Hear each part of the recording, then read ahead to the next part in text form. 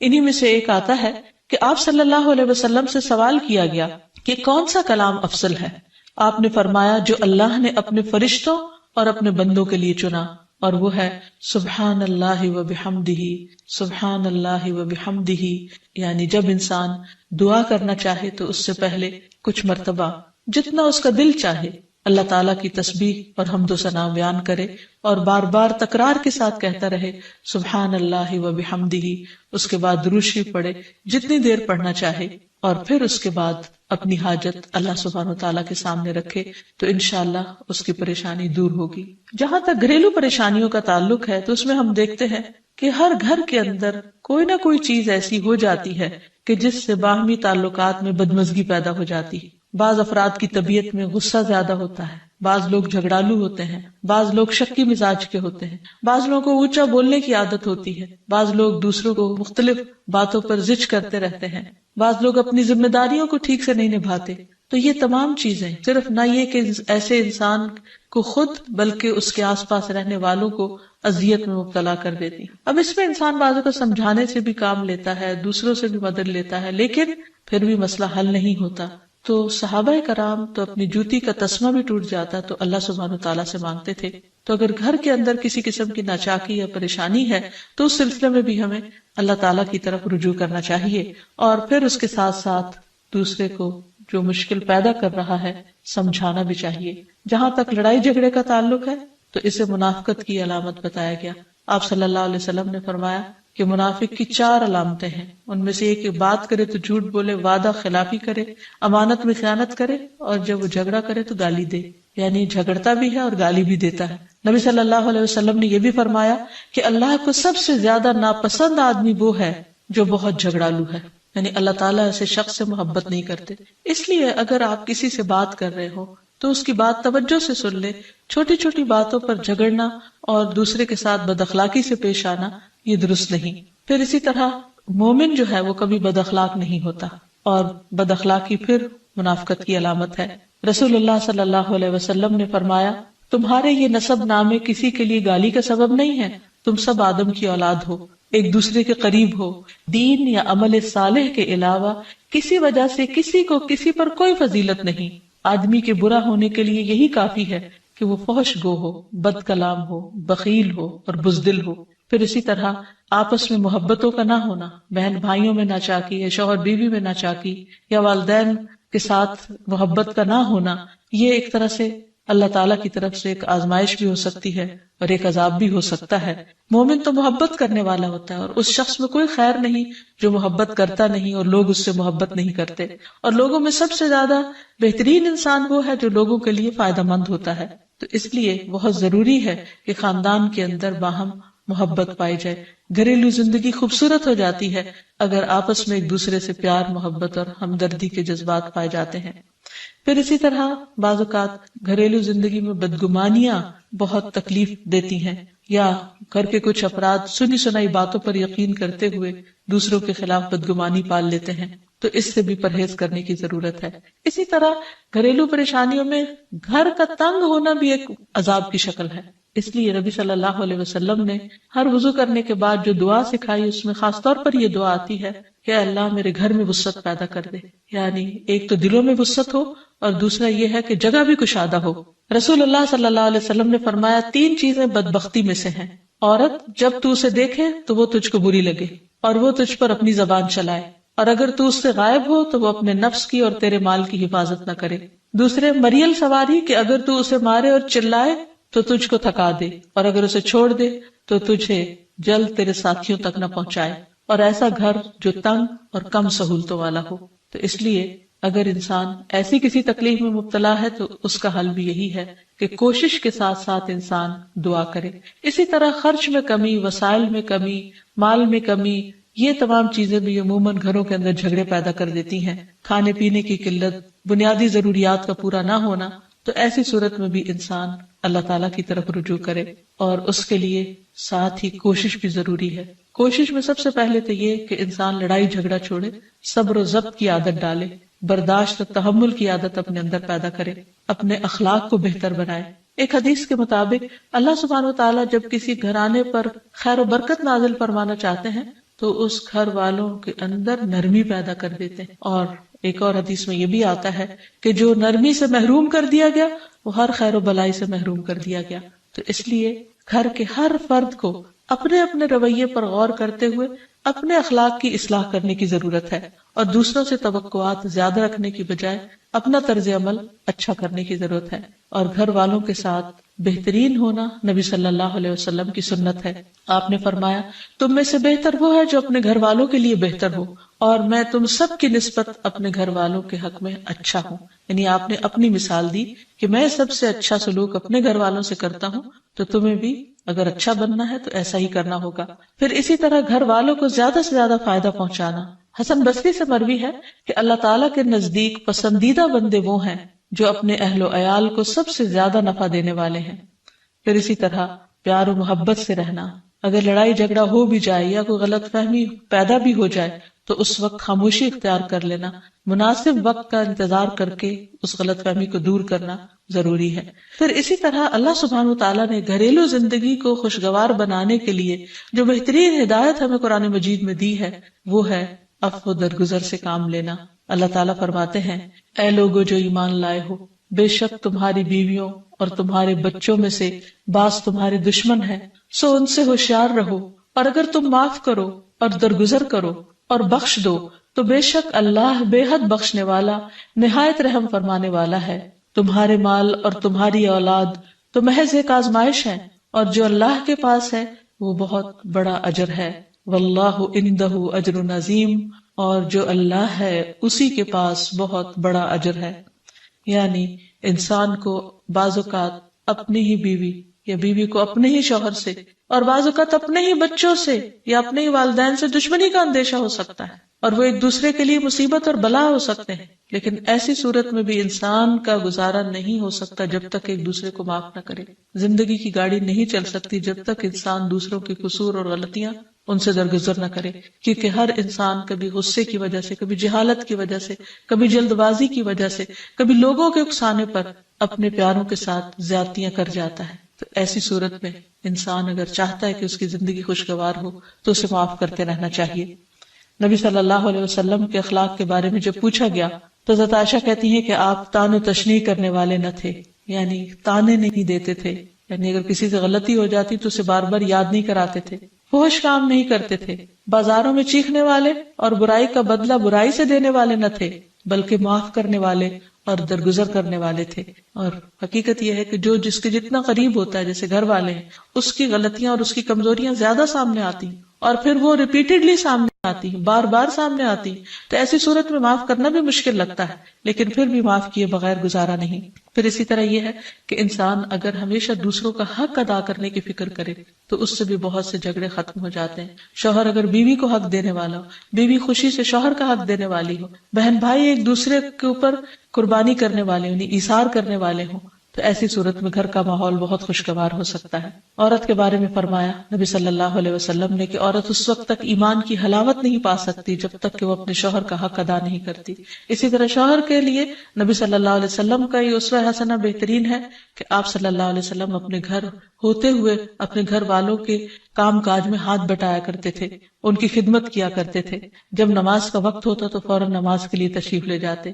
آپ اپنے چھوٹے چھوٹے کام خود کر لیا کرتے تھے. یعنی اس سے بھی یہ پتہ چلتا ہے کہ خوشگوار گھریلو تعلقات میں دوسرے پر بوجھ نہ بننا ایک بہت اہم نقطہ ہے، کیونکہ اگر ہر انسان اپنی ذمہ داری خود لے لے تو دوسروں کے لیے وہ خوشگوار ہو جاتا ہے. پھر اسی طرح گھر والوں کو اگر کوئی غم، تکلیف یا پریشانی ہو تو اس موقع پر اپنے اختلافات کو بھول کر ان کی مدد کرنا، ان کی کیئر کرنا اور ان کی دلجوئی کرنا یہ بھی بہت ضروری ہے.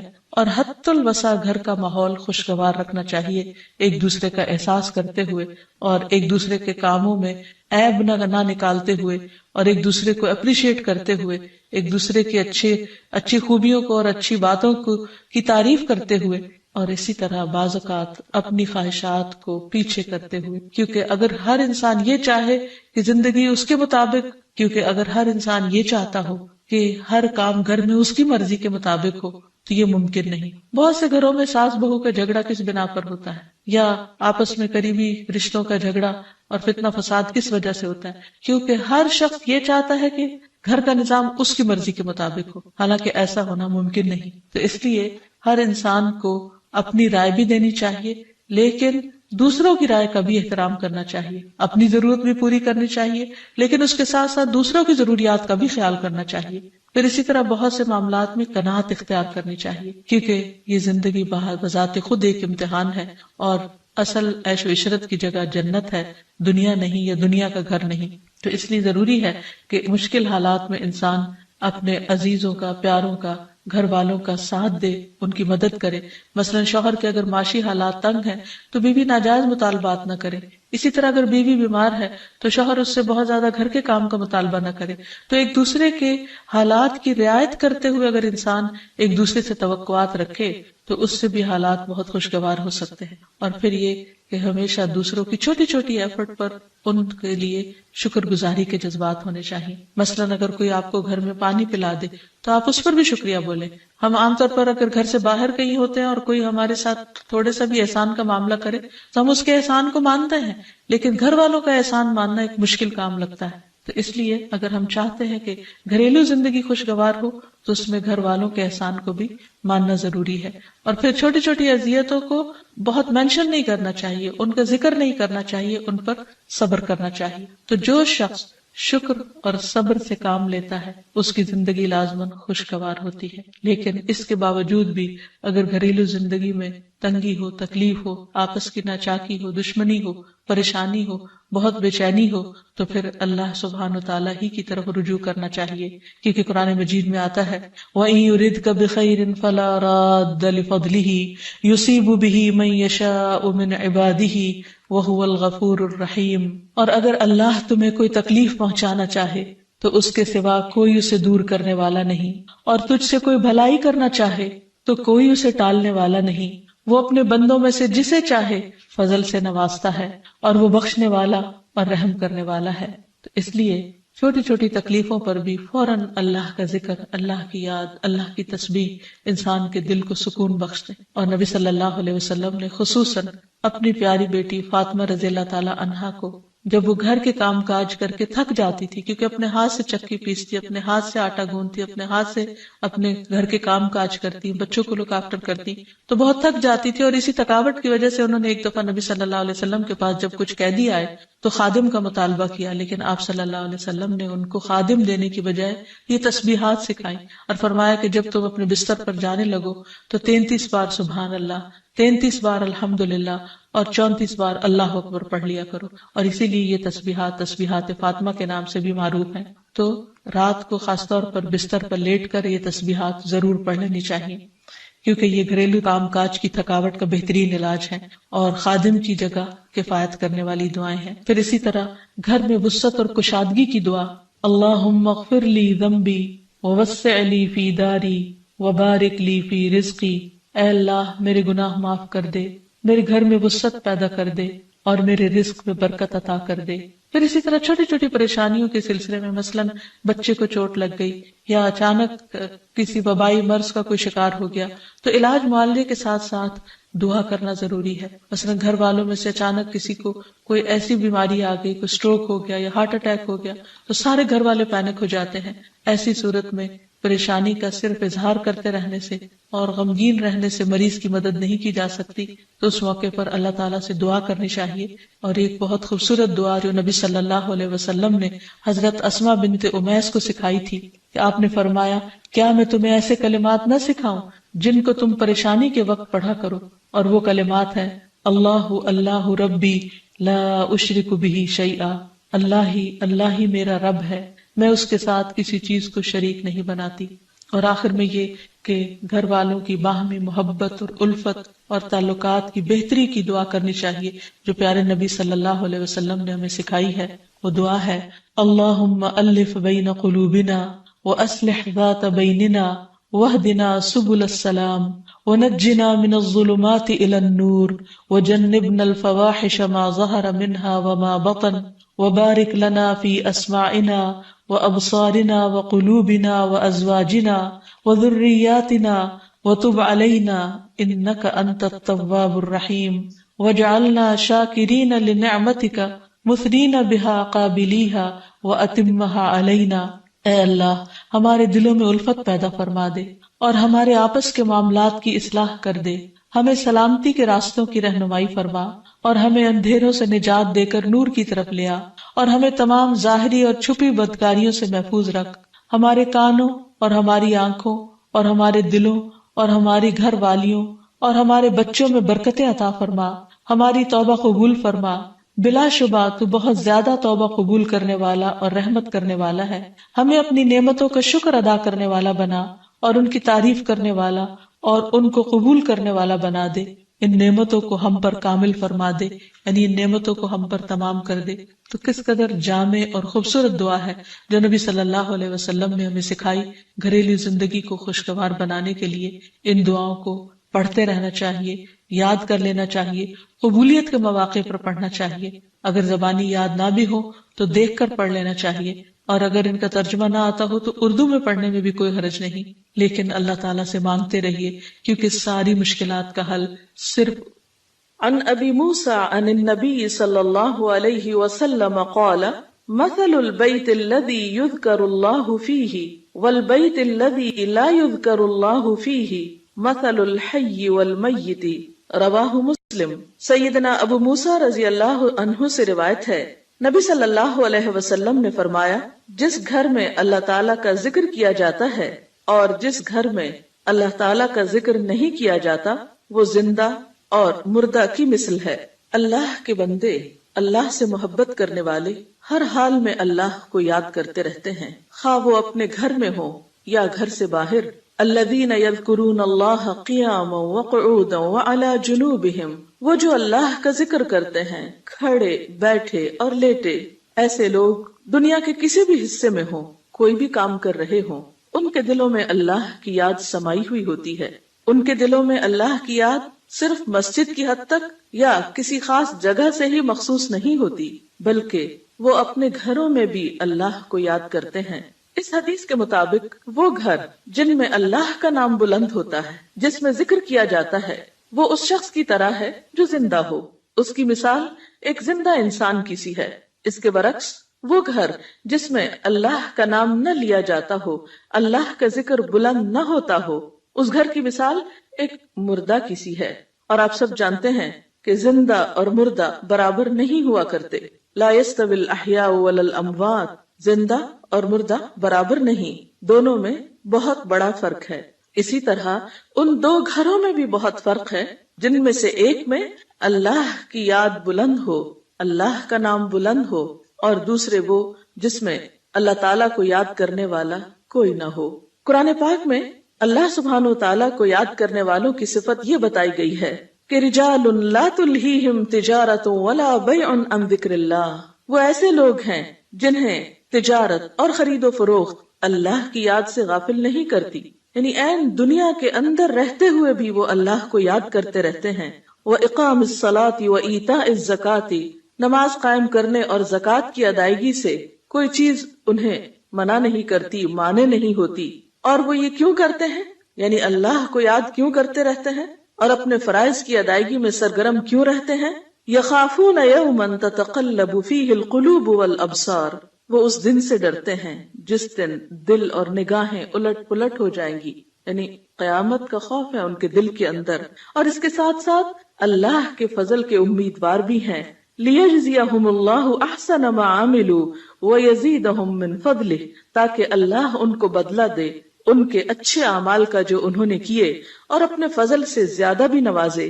واللہ یرزق من یشاء بغیر حساب، اور اللہ اپنے رزق میں سے جسے چاہتا ہے بے حساب عطا کر دیتا ہے۔ تو بات یہ ہے کہ جو دل خوف اور امید کے درمیان ہوتے ہیں وہ دل اللہ کی یاد سے معمور ہوتے ہیں، اور جن لوگوں کے دل اللہ کی یاد سے معمور ہوتے ہیں ان کے گھر بھی اللہ کی یاد سے معمور ہوتے ہیں۔ عام طور پر گھروں میں دو طرح سے ذکر ہوتا ہے، ایک انفرادی ذکر اور ایک اجتماعی ذکر۔ انفرادی ذکر میں نماز پڑھنا، قرآن کی تلاوت، اور اسی طرح چلتے پھرتے، اٹھتے بیٹھتے، گھر کے کام کاج کرتے، لیٹتے جاگتے، چلتے پھرتے اللہ کو یاد کرتے رہنا، خصوصاً وہ مسنون اذکار جو رسول اللہ صلی اللہ علیہ وسلم سے وارد ہیں۔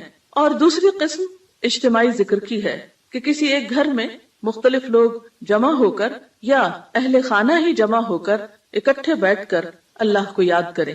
اور اس سے مراد کسی خاص قسم کا وظیفے کا ورد ہی نہیں بلکہ اللہ تعالیٰ کی یاد کے مختلف طریقے ہو سکتے ہیں.